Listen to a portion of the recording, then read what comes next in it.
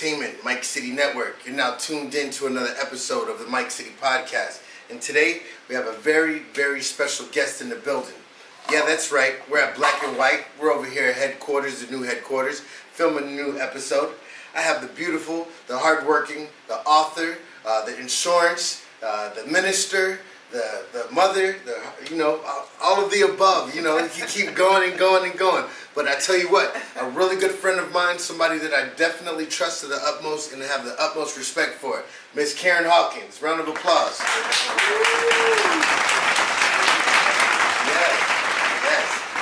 Yes. Miss Karen, it's been a while. I actually really wanted to interview you personally. I wanted the world to know that you have your own book, right? Which means a lot for someone to come up to me and tell me that they've put their own book into the world to try to help people, right? It's a book. It says Speak to the Mountaintop. Speak to the Mountain, a 14-day devotional dedicated to trying to get your life on track, right? Whether you're a man, whether you're a woman, you're just trying to get on the right page. Basically what happens is this is here to help guide you for the 14-day devotional. Yes. So I'm going to jump right into it. Okay. What really inspired you to come up with this book, Ms. Karen? So it's a 14-day devotional, really provoking people to reignite their faith or ignite their faith. Because sometimes myself, just like everybody else, have gone through some things. We've experienced some hardships in life. We've gone through some grieving situations. We've been divorced, lost people, lost jobs, lost properties, so much loss in our lives that sometimes we really get down.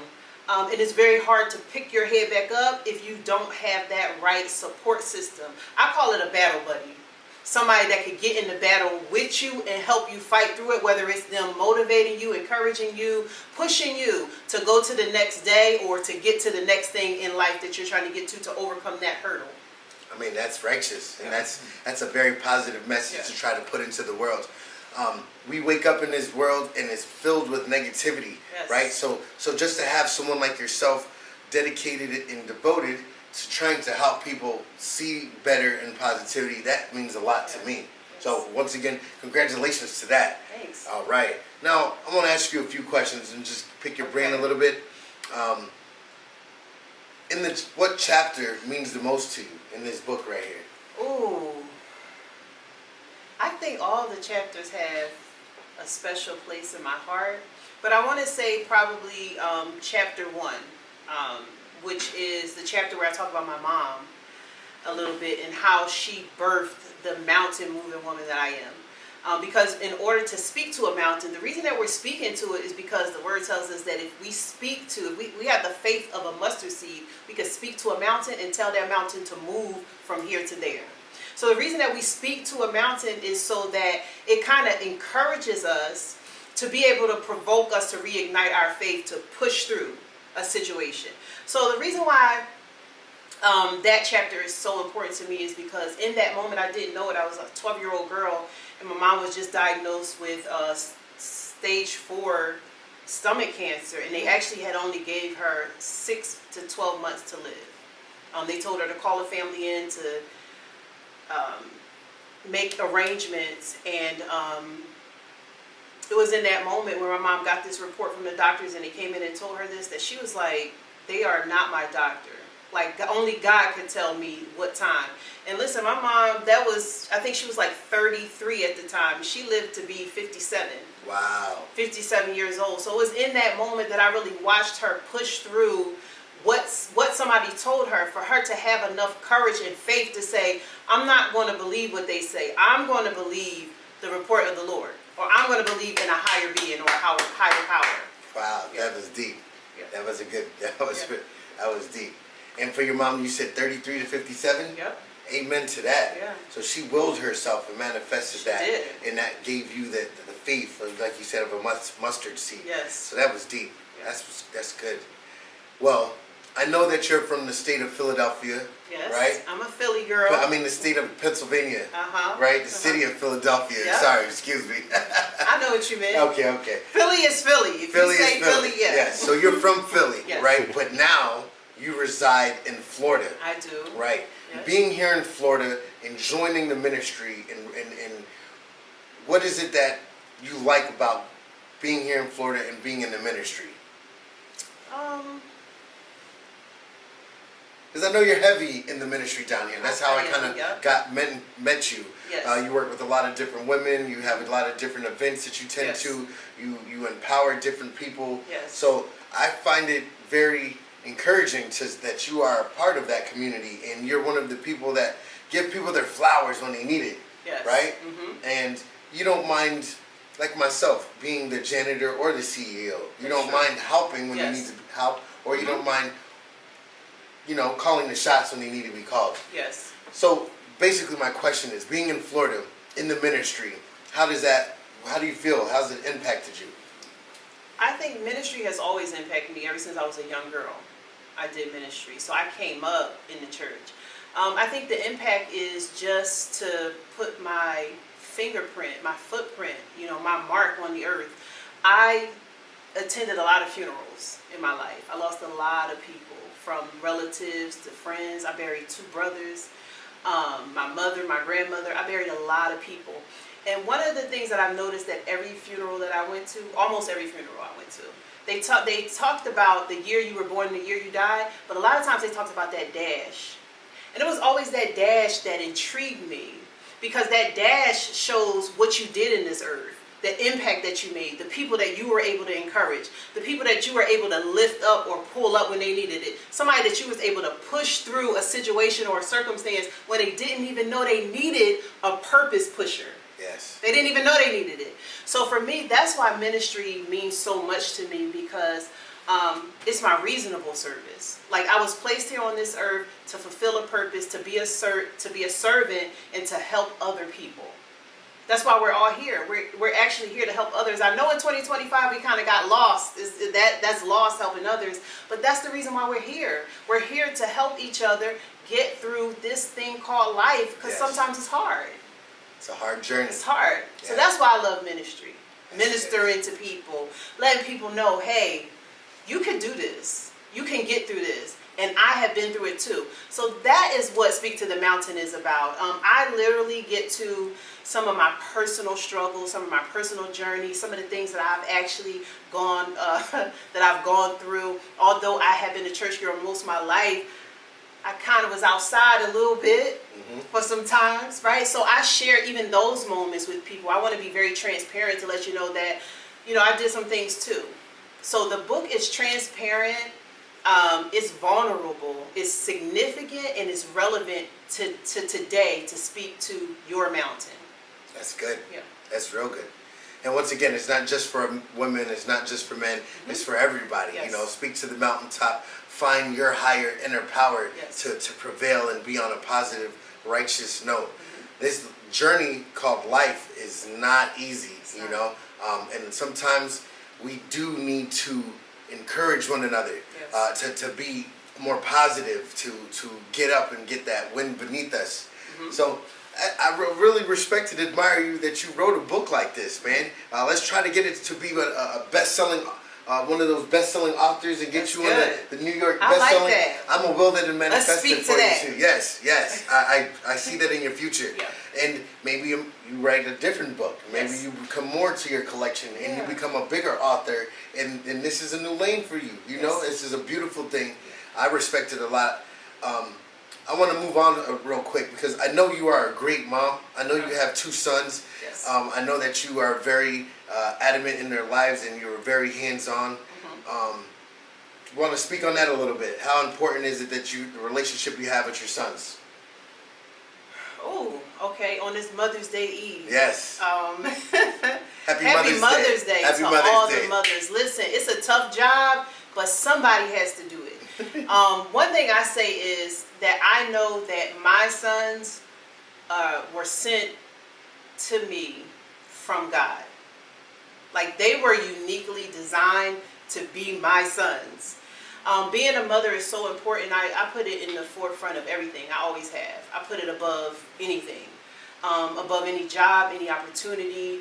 And to be quite honest with you, I didn't have that when I was a young girl. Growing up, my mom wasn't always there. She wasn't always present. But those things that I felt like I missed, I wanted to make sure that I didn't miss those things raising my sons. And listen, we are parents. We're not perfect.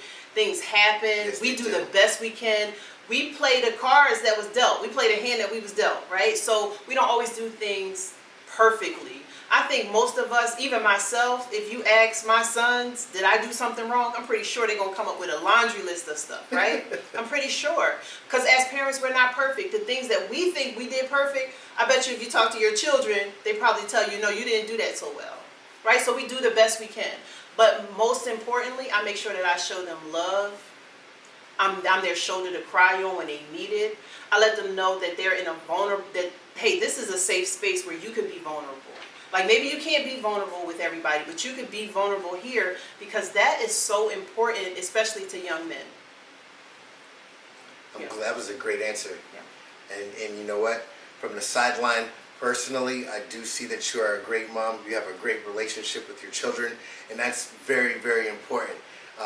In the black household, white household, Spanish household, yes, people having great relationships with their children is so important.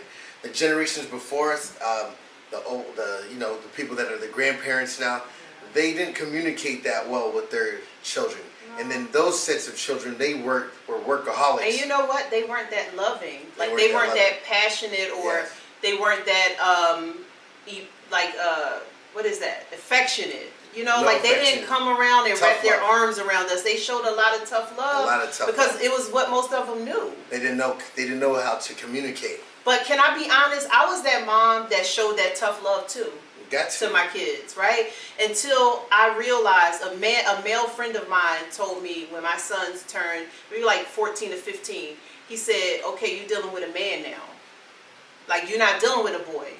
And I kind of brushed him off and it was like, he a boy. Yeah. And he really sat down and talked to me like, no, you're dealing with a man. At this age, they're 14, 15, 16. They're seeing things that you wouldn't even believe that they're seeing. Mm-hmm. And it wasn't until I watched them turn from boys to men that I was able to adjust my attitude. I think I always was very affectionate, but I always will randomly hug or kiss them. But understanding that, hey, this is no longer a boy, this is a man, and I need to speak to him accordingly. Yes. Not only do I need to speak to him accordingly, I need to speak life into him.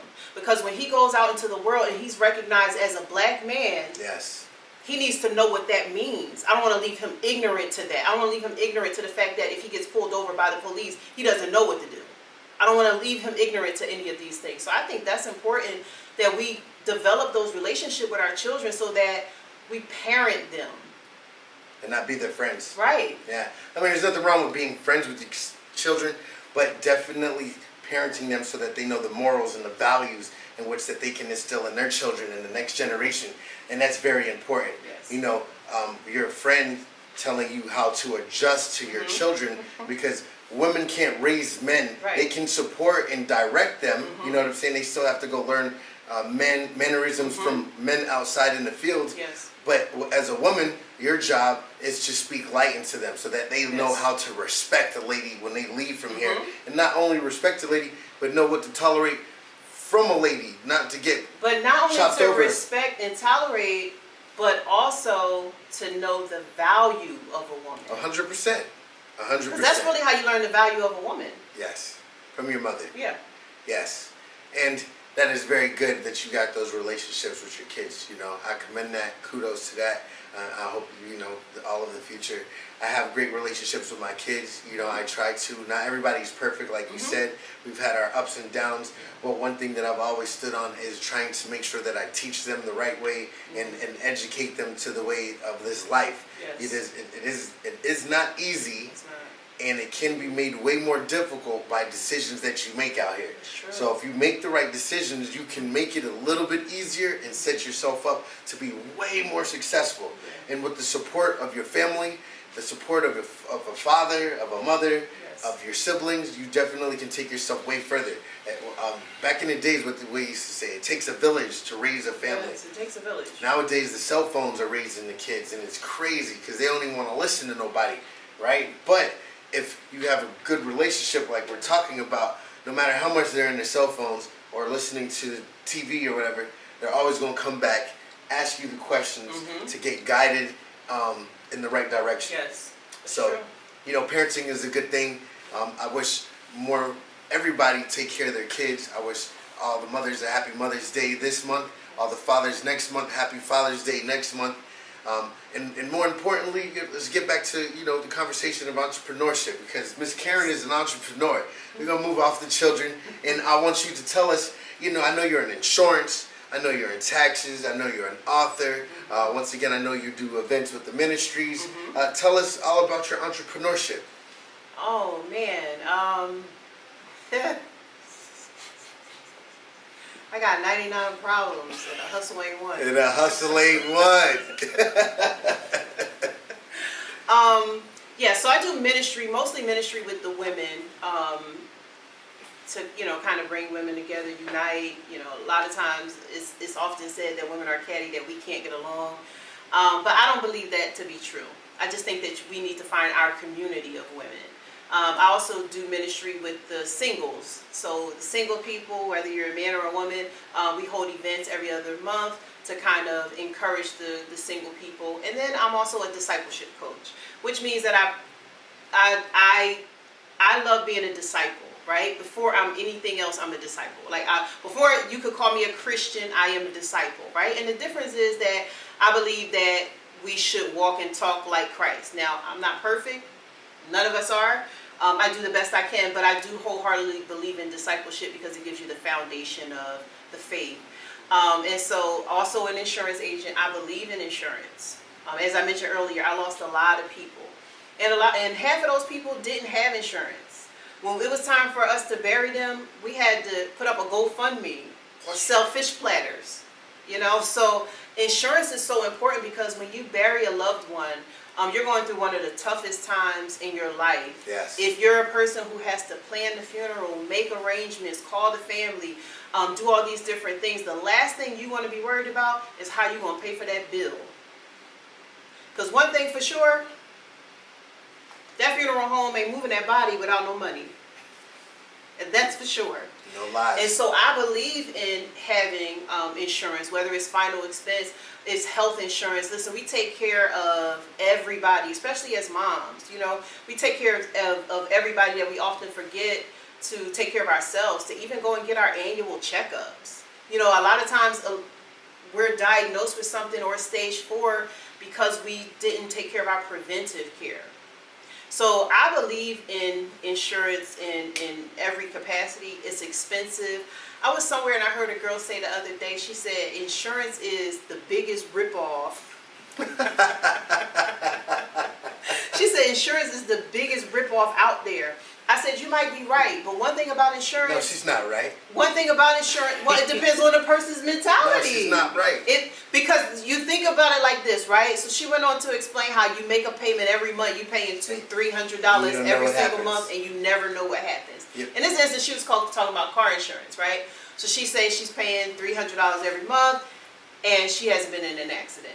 So when you look at it in that perspective, I'm not saying I agree with her because I believe in insurance, but I understand. You're transferring the risk. So you're transferring the risk. So you're not paying for if, like, God forbid something does happen, God forbid if something right? does happen. You are in position that it'll be taken care of. Yes. You are called transferring the risk. So the value of insurance, which I'm sorry to cut you up, but with the statement you made, she might be right. Definitely, I don't even want you to agree with that. I do agree with it from her perspective, not from my perspective. But from her perspective and her argument, she can't afford it? The argument that she made, I understand. I didn't say I agree with it. I said I understand. Okay. Well, in the real world, if you can't afford it and you have a logical, mature mentality, having insurance is the responsible thing to do. It is very, very, very important. And in the life insurance industry that she's in and I am in as well, shout out IWA, Insurance Works Agency. When you have life insurance, you pass down what's called generational wealth. Yes. So it is very, very important to have health insurance, life insurance, auto insurance, and if you're an athlete or a celebrity, you can insure your arms, your legs, your butt like Jennifer Lopez, your voice like Michael Jackson did. Yeah. Like, there's all kinds of things that you can insure because, God forbid, you wake up and can't sing anymore, right? Right. What are you gonna do? At least you insured yourself.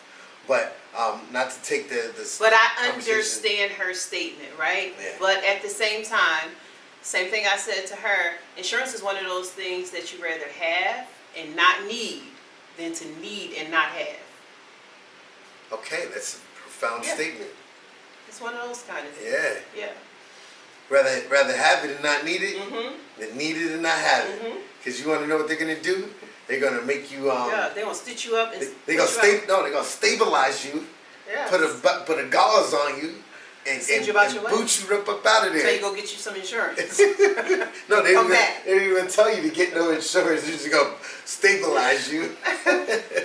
Man. Oh man, this But is terrible. so yes, I do a little bit. So you said ministry. You said you're a disciple coach, right? You Yep. said you're a singles coach, right? You said you were in taxes. You said you were in insurance, Yes. right? Yeah. Listen, man, ladies and gentlemen, this is what you call a serial entrepreneur. She is here to get busy and handle business at the end of the day. To the bag. Get to the bag by all means necessary. Plus, she has her book that's online right now. She is a certified author. It is published. It is online right now. It's called Speak to the Mountaintop, a 14-day devotional by Miss Karen Hawkins. Make sure you guys check it out. Check it out. Now, It's available on Amazon. Amazon. What else? There was a few other ones you told me. Amazon. It was Amazon and it's available on Kindle. Kindle. Yeah. Okay. Yeah. Well, shout out Amazon and Kindle for Or you hosting. can inbox me Yes. and I'll get you one. Miss Karen Hawkins on IG. Yes. Yes. Quick question for you. I want to keep the conversation going. We are We are 80s babies, right? Round of applause. We're 80s babies, right? If you could speak to your younger self, a young lady that's aspiring to be maybe in your shoes, what type of advice could you give your younger self or a young lady that aspiring to be just like you? Because you know you are a role model out here. You know you are a light, a beacon, and you help guide people. So what is one message that you could give, someone younger than, your younger self? That's a good question. And I've answered it before. But it was a little bit more profound when you just asked me for some reason. But what I would say to that person, that young woman that may be struggling, trying to find your way, we all do. If I had to speak to my younger self, I would say to myself, you will find your way. That you will find your identity. That you will be able to look yourself in the mirror and say, girl, you did that. That nothing that anybody could ever say could ever tear you down, because you are meant to be who you were born to be, who you were designed to be before you were even placed on this earth. Don't let anybody confuse you about your identity. And listen, you will find your way. And when you do, that is when the ray of light is going to shine on you so bright, and ain't going to be nothing nobody else can do for you. Do with you. That's what I would say to my younger self, or that young woman that's trying to find her way. Now that was profound. Yeah. And just find your way. Yeah, you'll find And your stay way. true to yourself, In a world full of copycats, stay true to you. Be the person that reads in the sand or at the beach, or be the person that goes swimming in the... It's a Instagram thing that I remember seeing that always stuck with me. It said, in the world of Kardashians, be a Claire Huxtable. Yes. Claire and her sister. They're both unique ladies in their own way. Married for umpteenth years, they have families and values and morals. Like, it's very unfortunate that the younger generation nowadays want instant gratification. Yeah. And it's not instant gratification in the sense of going out and like hustling or like robbing and stealing, which is very fortunate. I'm not trying to say that. Yeah. It's instant gratification in the sense of they want to go online or they want to go straight to the strip club. Like there's no like trying to work hard anymore. Yeah. And if I could say something to the younger people is hard work pays off. Don't cut corners. Figure out what you want to do. Even the younger people right now that are winning, like the streamers, right? Yes. Or the athletes, right? They're not cutting any corners. They're putting in that work. They're grinding. They're recording themselves every day. They're uploading the content online. They're coming up with plans. They're having storyboards. They are executing all of their ideas on a timely basis, which is more important. A lot of people don't execute. Don't just come up with the ideas. Execute the ideas. Take the time to manifest your ideas. You know, hard work pays off. One thing that I would definitely say. You're a hard worker, so I see a lot of great things in your future because you work hard. You worked hard and you put this beautiful book out, right? Speak to the Mountaintop, a 14-day devotional by Minister Karen Hawkins, out on Amazon right now. She worked so hard, ladies and gentlemen. You can read this book.